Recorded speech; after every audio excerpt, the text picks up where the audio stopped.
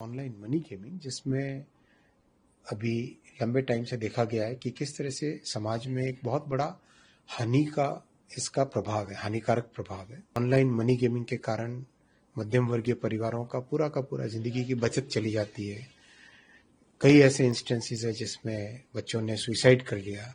करोड़ों व्यक्ति इस चपेट में आ गए थे। तो जरूरी था कि एक ऐसा बिल लाया जाए जिससे सोसाइटी को जो ये नुकसान करने वाला सेगमेंट है उसको उस नुकसान से बचाया जा सके। जो खेल रहा है वो इस समस्या का विक्टिम है, उसके ऊपर कोई लायबिलिटी इसमें नहीं है इस बिल में।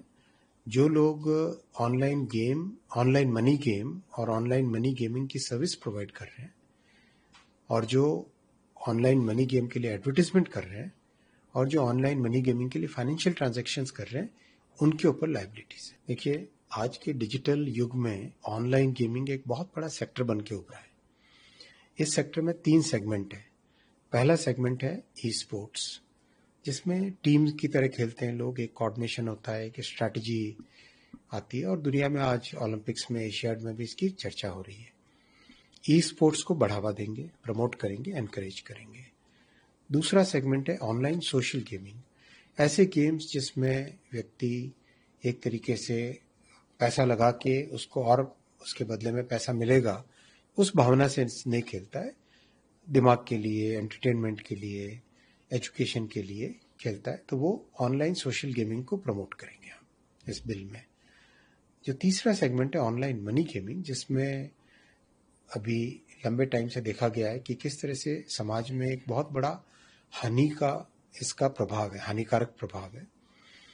उसको ध्यान में रखते हुए तीसरे सेगमेंट को, मतलब 3 में से 2 सेगमेंट को प्रमोट करेंगे, 1 सेगमेंट को डिस्करेज करेंगे।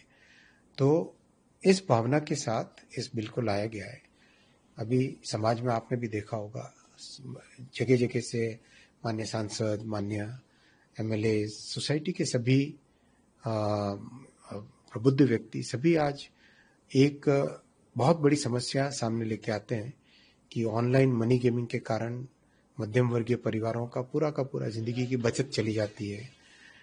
कई ऐसे इंस्टेंसेस है जिसमें बच्चों ने सुसाइड कर लिया।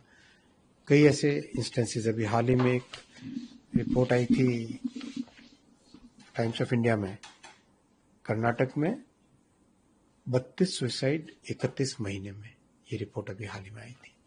तो एक ऐसा प्रभाव है। WHO ने, वर्ल्ड हेल्थ ऑर्गेनाइजेशन ने इसको gaming disorder international classification of diseases, इसमें गेमिंग डिसऑर्डर का नाम दिया है, क्योंकि इसके कारण कंपल्सिव बिहेवियर होता है, साइकोलॉजिकल डिस्ट्रेस होता है और समाज में एक ऐसी परिस्थिति आ गई थी कि